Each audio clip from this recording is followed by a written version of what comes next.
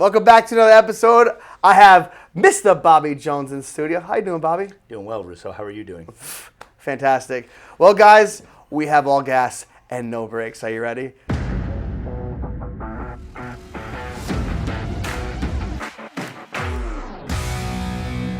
Bobby, thanks for jumping in. I know you just flew here today. I know it was your birthday yesterday. I know it's been a pain in the butt to get your butt in these chairs, but thankyou very much for making the trip. All hail Lumio. All hail. So, I'll just get right to it with you, brother. You've been in this industry for a decade, like me, but when you go back to the beginning, talk about that. What was it like for your first 90 days? 90 days solar or 90 days door to door? Let's go with door to door. Wow, okay. 90 days door to door, getting out there and seeing the grind, I was like, man, I can't even believe I'm doing this. I knocked on my first door. I'm like, am I really knocking on doors right now? It's kind of crazy, right?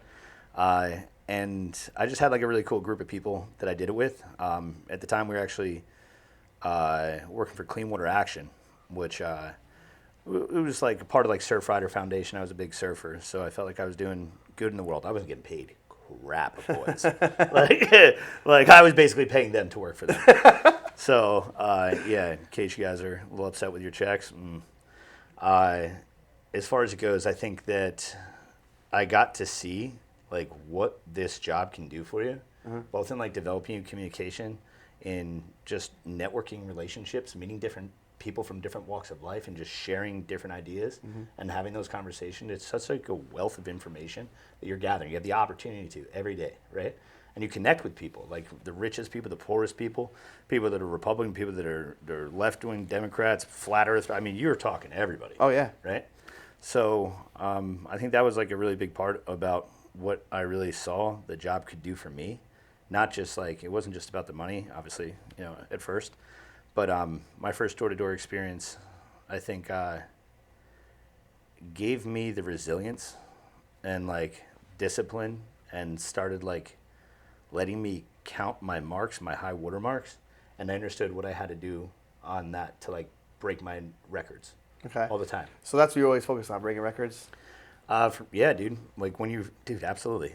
When I first started in Trinity Solar, there's this kid, Sebastian Yepes, that was in the same class in the same area as me, and good kid. But I was I'm not gonna let him beat me. Yeah. I just put a mark on it right off the rip. I'm that's the guy. Yeah. And we just competed for it. So yeah, I would say this is a very competitive industry. For sure. I've known you for about 4 years now. You were the director of sales at the time when I first met you, and one of the things I admired a ton about you is not only the respect that you got from the guys, because it was proven and from what you did from the company before, but even when you were in that position, you still went out, you still knocked, you still showed them, and you still had something to prove almost every single time. And I've noticed that always about you, even being here now that you're divisional manager overseeing 6 states. It's just impressive that you keep that level of drive, even at the success you already had. You know what I mean? And so I think for the people that are viewing this now, it's well, how do we get there? How do we get to be this? And obviously now we're in our 30s. We're not in our young 20s or teenagers. Hey, 30's the new 20. For sure. But I think a lot's learned in wisdom over those years of going through it and grinding through it. But I think what is telling about you and what you just shared is competitive. You have to be some kind of competitive advantage to want to drive and push yourself, because this job can be very taxing. It's 365. It's sun up to pass out. But let me ask you this. What was your schedule like when you were on the come up? First, dude, solar, man. Whew, that was setting and closing. We had 2 meetings a week, and you were working 40 to 60 hours a week trying to just figure it out, man. And everybody else in that, we were Jersey Central, right? Jersey Shore. It was a pretty big office. We were doing 160 sales a month. And, you just freaking worked. Yeah. That's all you did. It's funny. I see this program sometimes, and I see guys they're hey, I'm only going to work these hours. And I'm so why don't you just go get a salary somewhere else if you're going to put limitations on what you're going to do? That's a good point. It's this job has to be a challenge and fun. If you can't mentally make it that, then what's the point of doing it? If you're just going to do a couple hours and cap yourself at maybe $80,000 or $100,000, it's you're missing the point. Yeah. And then when the competitions came around, dude, I remember knocking in hurricanes in Point Pleasant to beat this kid who's just had one more proposal than me. I was dude, I'm not going home. I don't care if a freaking lawn chair takes me out. Yeah. I am getting this last bill, you know? And I just think it was like a different culture. And I think that's something we're working on here with Lumio is to get Stratos out there and to get it in front of the guys, to get the numbers, the tracking, and the KPIs. And I think that, we're almost there where the guys can see it every day. Yeah. I think that that's going to be huge. Yeah, we're definitely transitioning to that point. I think it's just been natural for what's happened in the industry to see, a lot of companies are not here anymore. A lot of people aren't in the industry anymore. Why? Because what happens in business and what happens in life sometimes creeps up. And I mean, the industry took a crap. You know a lot about the industry, so I do want to get some knowledge out from you to them. But like, what has been the three biggest things that have happened in solar that has made this kind of compartmentalize and start to really now go forward? The three biggest things. Are there any in particular that really stick out? I mean, obviously interest rates, right? Yeah, I mean, obviously, panel costs have gone down. I mean, door-to-door has always been what it is, dude. It's a grind. Whether you're doing vacuums, alarms, pest control, it's like different types of sales. But at the end of the day, it's just door-to-door, breaking preoccupation, getting that interaction. They're buying you. They're not buying the product, right? So I think the three biggest things that have really happened, I think the subsidies have been just insane. That's really helped drive it. The cost of power moving, we've never saw power go up like this ever. Mm-hmm. Like the 1 year since Lumio's been a thing, power has increased more in that 1 year than probably my entire career of solar. I agree. So like we sit there and tell people power costs, and it's like, well, it's not really 3 or 4% a year. It's not. Sometimes it goes down. Mm-hmm. It is over time, right? We get a year like ours where it jumps 20, 30, 50%. Mm-hmm. So I think that's probably one of the greatest attributes, and people understanding that it's not socially or politically motivated anymore. You know what I'm saying? Yeah. Like, it's just the smart, right thing to do. Yeah, for sure. I mean, it's easy to, for some of the people that aren't, familiar with solar or haven't been really doing this for a while, or you're in a state that hasn't really had a lot of solar.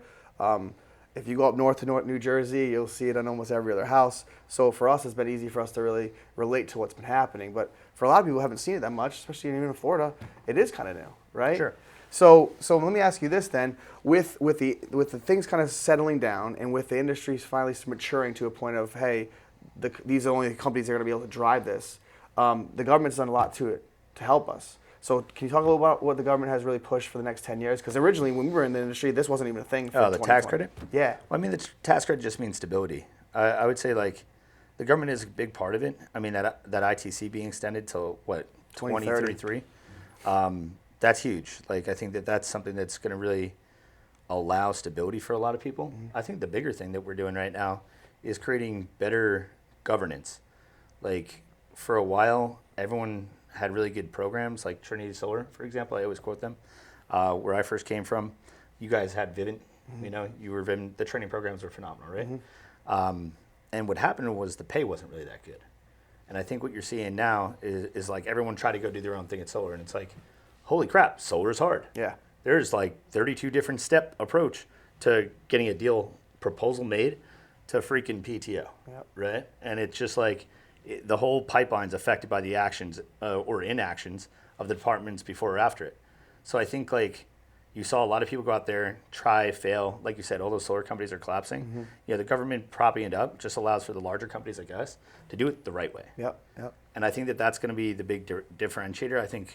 I'm on the phone. We probably grabbed like 50 guys from different companies last week, and their companies are straight up not making payroll. Like dealers are pulling out, Goodleaf's pulling out from this one dealer, and it's just interesting to see. So I think that government attribute is going to be something that the most legitimate companies are able to capitalize on. I agree. I think it's what's kind of cool and unique about like your knowledge and your past that I want the group to know, because if you're a new guy just coming out, like Bobby's been on the road for the better part of the last 8 or so years, not only just meeting with financiers, but meeting with other solar companies to understand what's really the right company to go forward with. And obviously you're wearing a Lumio shirt for a reason. But why? Tell me why. What's been going on? What are we up against? What's been the challenges in this industry that have really made Lumio different? Interesting. Well, I think like you have to understand door to door, and I think that's something that Judd and the rest of the company has really compiled pretty well. Mm-hmm. You have to understand what the sale is, right? Solar's, you had a ton of companies that were doing telemarketing. Mm-hmm. They're all bellying up. The cost per acquisition is insanely high now, right? Just lead generation, it's gotten so cutthroat. And then if there's any mistakes, the company doesn't have any resources to pay the sales rep. So that obviously doesn't work well, right? I think that the direct approach is always the best, especially for a new company like Lumio, where the margins are wider, the customer has a better experience. But it's like where I think we have the ability to differentiate ourselves from other companies is we can put a professional in each role.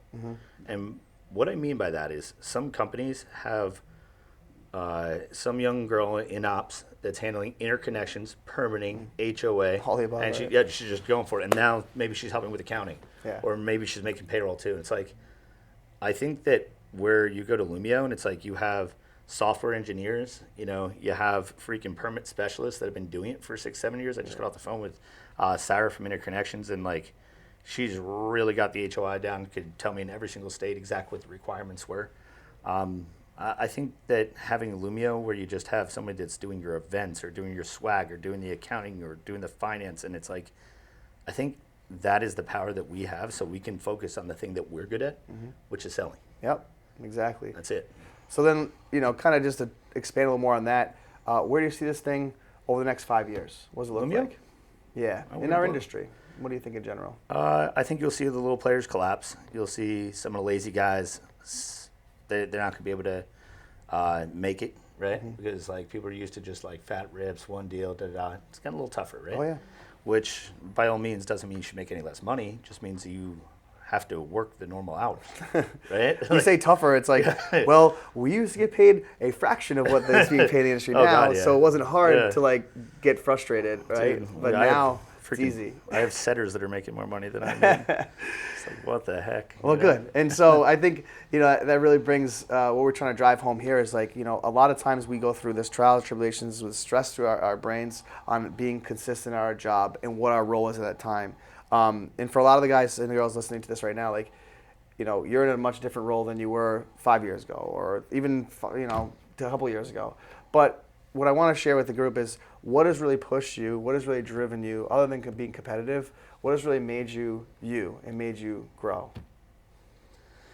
I've always thought about what it was like as a rep. That was my big thing. It's like, hey, we got to take care of these guys. We got to do. I think why I got so involved with ops and finance is I wanted to make the sales aspect of it better. Like the guys deserve the best opportunity, best experience that we can give them. So if that meant digging into an ops pipe and figuring out where there's a mismanagement between us and an EPC or different crews, that's kind of like what's always drove me. It really has. Yeah. Hey, you have a unique ability to see things a lot different than most people do, and I admire that about you. But then let me ask you this: who are you reading? Who mentors? Like, who do you look up to as a mentor? Mentor's a little tough. I always think about where I want to be. I can't say that I'm ever looking at somebody's life. Love Matthew McConaughey, Green Lights. It's awesome. Currently reading Daniel Coyle, Culture Code. Can't read, Jocko enough, Chris Voss, Emotional Intelligence there. And just really the leader that I am now compared to where I was, I used to get like frustrated with things. And I try to just not react ever anymore. And it's just really kind of like you have to be the support for your guys. The world could be burning behind you, but while you're talking to everybody else and getting it done, it's like you have to inspire them because they might not know what you guys are about to go through, and you have to put on the bravest face for everybody and just march, right? Because that's the only thing that's going to get through that. Yeah. It's the only thing that's going to get to the install pay or the fat back ends and everything like that. So I think that that's super important. Yeah, and one of the other things I wanted to point out is like, I've watched this roller coaster, so have you, and there's high highs and there's low lows, but staying a level of consistency is always, I've seen that from you. I mean, you outwork a lot of people with your schedule, but staying consistent has always been something you've really harped on, Monday through Saturday or Sunday and over and beyond. What kind of things do you think would help others right now in their life to help them push themselves that has really pushed you, other than the fact that you have family now, you have kids, you have other wants and desires, but when you didn't have that, what was really pushing you to drive you, other than being competitive? For me, the competitive thing's always there. To be honest, it's a tough question for me to answer because I didn't start door to door until my daughter was about to be born, right? Like I had been, a business developer. My father was a developer. I ran restaurants, and after he went bankrupt, it's like and I got stuck running a bar doing 80 hours a week, and I was like, do I really want to freaking work for my entire life to not see my daughter grow up? Yeah. Right? And then somebody came in, it was actually Josh Williams, Trinity at the time, came in and recruited me and basically said, hey, man, just come to the office. And the big thing, I was like, hey, man, I'm good. You know, because how many job offers do you get? Yeah. Right? Especially as a young guy. When, personality like that. When you're a little bit better looking, you know, whatever. Yeah, so like I just had to. So I think it's like really tough for me because in my mind, and it's funny, I had a rep ask me today in Lake Nona, hey, how do you wake up in the morning? Like, how do you get motivated? Because my lesson is, you guys are going to go out there today, and whatever's going to happen, you're going to go work as hard as you can. You're going to take away something from it. But tomorrow morning, I want you to realize that that's the real job, is getting up and putting yourself in the mental capacity to go get even better and do it again the next day. I think a lot of guys like put in the hours and they're like, oh, I can justify, well, I'll work an hour less today. I had 4 or 5 appointments. I can work a little bit less today, or I'll spend a little bit more time at the gas station. And it's like, that's not how success breeds itself. So I would say like my big thing that worked for me was just taking out the option to fail or to, you know, slack off or, you know, to go to the barbecue or to stay out too late, you know, whatever it was. It's just like it wasn't an option. Yeah. You know? And I think, you know, to go back to the people at home listening, it's like, you know, everyone has a push and a why as to why they push, you know, harder than most or harder than they usually do. And obviously, with your situation, you're having a kid, and I think that might have been the competitive advantage as well with you wanting to win in general. But for some people listening, I think it's like you have to create this, like this tough, resilient person or what you're pushing for, because if you don't, then, you know, you'll question it all the time. And once you get past the 90 days, you're still questioning, it's like you're never going to push forward, right? So I guess what I'm trying to say is, if anyone is at home listening that doesn't have a daughter on the way or a kid on the way or a family to provide, you're just providing for yourself, you have to create this little crutch of a challenge of like, hey, I won't lose. Or if you had to point out something in the office like you did and say, hey, I'm not going to lose to that person. I think that's something that is really good and powerful that I think the people at home can take away, like challenge yourself. Well, the way I'd put it to you, if you don't have your why, right? It's like you want to win, right? You want to get, like everyone wants to be a sports star. You're a big sports guy. Who gets drafted? Best player. The one that outworked everyone. The one that didn't slack. Yeah. You know, didn't sleep in. That's the guy that's getting picked. Yeah. The guy that almost got picked, no one tells stories about him. Yeah, it's a good point. It's not. I mean, I read this thing the other day about Peyton Manning. They said he was the best player and coach, coach in the field. Why? He was the first one there, last one to leave. He outworked them all. So yeah, you talent, but if you put talent with hard work, you get the results, right? I love that. Let's end on that. Well, Bobby, thanks for coming in, man. I really appreciate it. It's a pleasure to get to hear your ideology on life and what it has done and what's made you you, because it's impressive. Pleasure's mine, Russo. Take us home, though, can you? Hey, guys, you absolutely crushed it last week. Let's go to the numbers. And here is your top teams from last week. Tied with 10, we have Winter Haven, Port St. Lucie, and Cape Coral. Excellent job. In third place with 11, we have Champ and Panama City. Nice work. In second place with 13, we got Venice. Nice, Venice. Way to get on the leaderboard, boys. And in top spot, we got ourselves Tulsa. Let's go, Tulsa. Nice job, boys and girls. Here are your top setters for last week. In 10th place, we had Boston Dumas. Nice work. In 9th, Tristan Cooper Berth with 9. Joseph Jackson with 9. Gabriel Daig with 9. And Austin Van Crevelin with 9. In the top 5, here we go, with 10. Cooper Roundtree with 10. Jepson Bennett with 11. Sean Abernathy and Anthony Escalara with 13. Excellent work. And in first place with 15, Cade Purrier. Excellent job to all of you on the list. Here are your top closers from last week. This is third place with 3. We had quite a few of you guys. We had Chase Wilcox, Austin Mattard, Austin Hayes, John Scappin, Ridge Bennett, and Cameron Thompson, all with 3. Excellent job. In second place, we had a tie there with 3 as well. With Noah Empfinger, Jose Harris, and Nathan Miller, all with 4. And in the top spot, Lone Soldier with 5, Mr. Carter Pilling. Excellent job, Carter, and excellent job to all you on the list. Let's take a look at the top recruiting teams in the last 14 days. Guys, if you're not recruiting, you're dying, so let's get it moving. Here we go. With 9, Texarkana, Tampa Bay, and Charleston. With 10, Palm Bay, Columbia, and Charlotte. And here's your guys that are recruiting at least one new folk every single day. Naples with 14, good job. Ocala, 15, great job. Panama City with 19, amazing job. And in the top spot with 20, Mr. Joey Scariano and company with Fayetteville. Excellent, excellent job. Let's go. Good job, guys.